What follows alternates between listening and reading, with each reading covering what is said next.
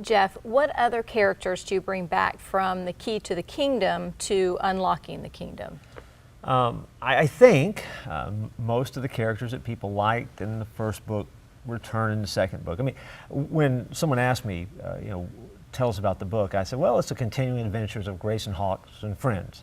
His buddies that he had worked with for a long time, Shep, Juliet, Jonathan, they're all back in this one. A character that seemed to be a fan favorite that we introduced in the previous book was Reginald Cambridge. He has a funny way of talking and kind of a larger-than-life, big security chief that ended up being a little bit softer than he thought he was going to be when it was all said and done. So he emerges in this one with a more prominent role.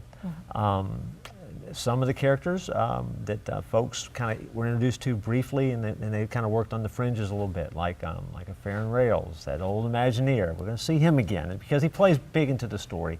And so I think we've kind of rolled back folks that people liked. And again, they're all there to help drive the story forward just a little bit further and tell another chapter in this big saga, whatever it turns out to be.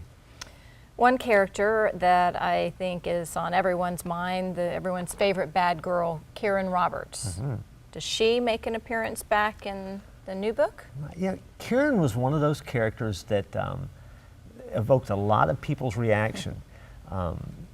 She was a bad girl. I mean, she ends up being a bad girl. And again, I guess this is one of those times where if you haven't read the first book, go ahead and pick that up for us.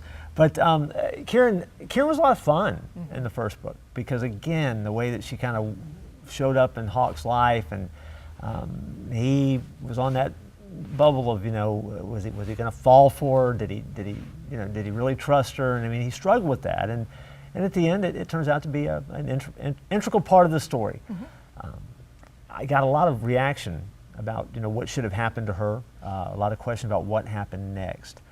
Let me tell you this about her. Let me just say this about her. Her role in the second book became less important as the book went on.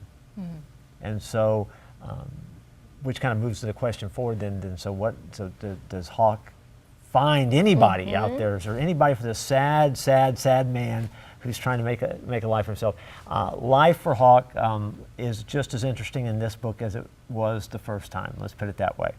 And so we're going to introduce some new characters that I think that people might say, well, we'd like a little bit more of Kieran, but okay, we've got some characters to replace her. We'll see what happens. Great to hear. Yeah.